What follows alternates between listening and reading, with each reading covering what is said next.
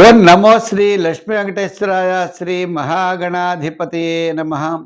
జ్ఞానానందమయం దేవం నిర్మలస్ఫటికాకృతిం ఆధారం సర్వవిద్యానాం హయగ్రీవముపాస్మహే.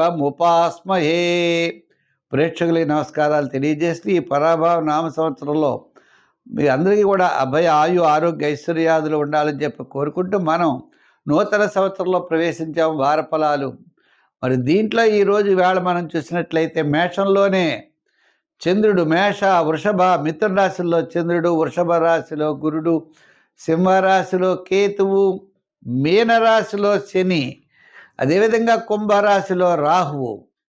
ఈ విధమైనటువంటి గ్రహాల యొక్క ప్రభావం ఎక్కువగా ఉంది. అదేవిధంగా మరి మీనరాశిలోనే రవి యొక్క ప్రభావం కూడా ఉంటుంది.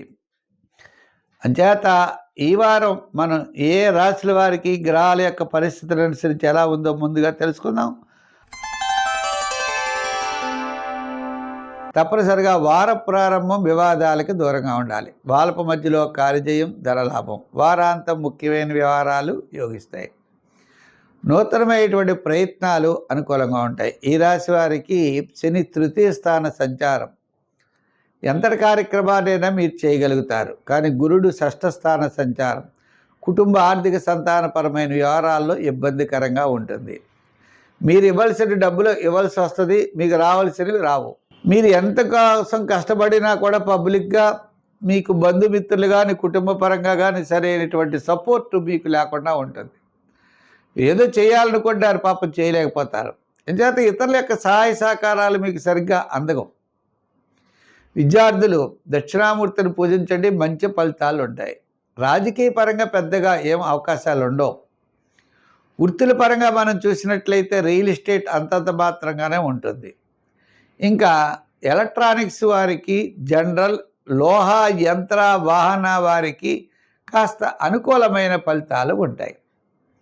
మహిళలు కూడా ప్రతి విషయంలో శ్రద్ధ వహించాలి, నిదానంగా ఉండాలి, మంచి ఆలోచనలతో ముందుకు వెళ్ళాలి.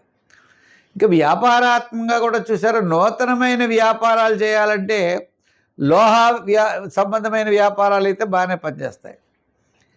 నూతనమైన వ్యాపార ప్రయత్నాలు చెయ్యండి, తొందరలో మంచి ఫలితాలు ఉంటాయి. ఇప్పుడు ప్రారంభించవచ్చు. వివాహాది శుభప్రయత్నాలు ముందుకు వెళ్ళండి. గృహ నిర్మాణాది ప్రయత్నాలు కూడా ముందుకు వెళ్ళచ్చు, ఏం అభ్యంతరం లేదు. కానీ ఈ వారం మాత్రం చాలా చక్కగా మీకు వారాంతం మాత్రం చాలా ప్రోత్సాహకరంగా ఉన్నది.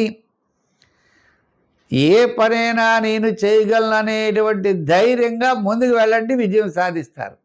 ఎవరిని పడితే వాళ్ళు నమ్మడం, ఇలా చేస్తాను అలా చేస్తాను అనుకోకండి. మీరు ఏం చేయాలనుకుంటారో అది చేయండి, తప్పకుండా విజయం సాధిస్తారు. సంఖ్యల్లో 8, రంగుల్లో లైట్ బ్లూ కలర్.